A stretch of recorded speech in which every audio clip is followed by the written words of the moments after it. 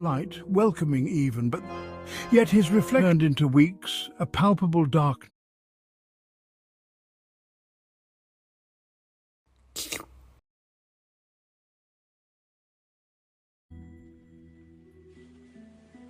The old folks in town whispered about the mirrors. They spoke of a malevolent entity, trapped within the reflective surfaces. They called him the Mirror Man. Legend said he could watch, he could mimic, and if he chose, he could step out of the glass and into your world.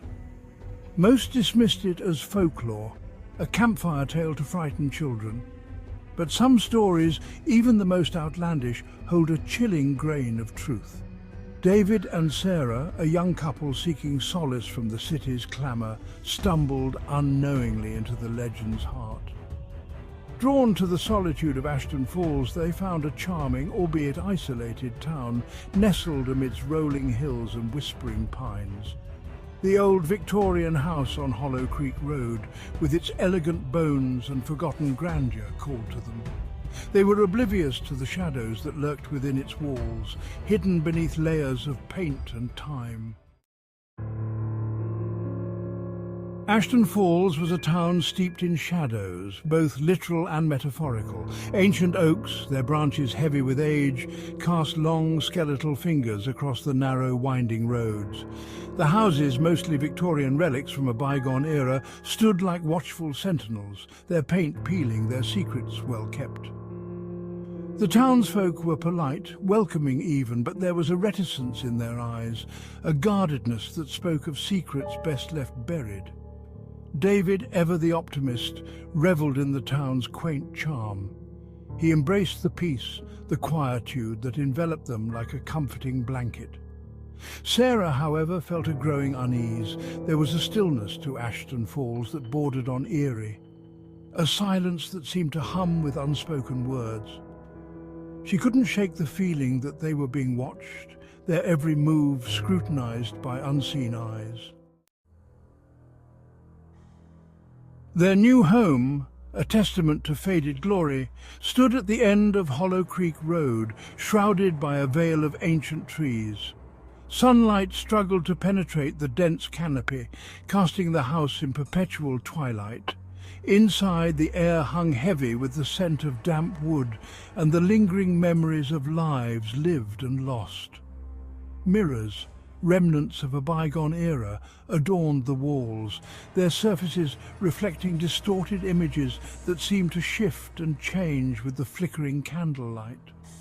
Sarah found herself drawn to the mirrors, their antique allure both captivating and unsettling.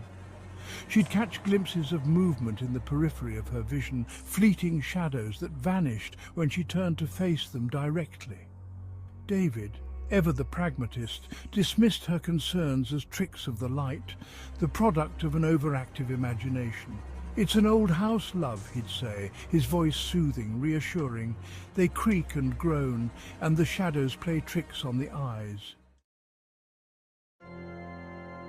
One night, as Sarah lay in bed, the faint glow of the moon casting elongated shadows across the room, she saw it.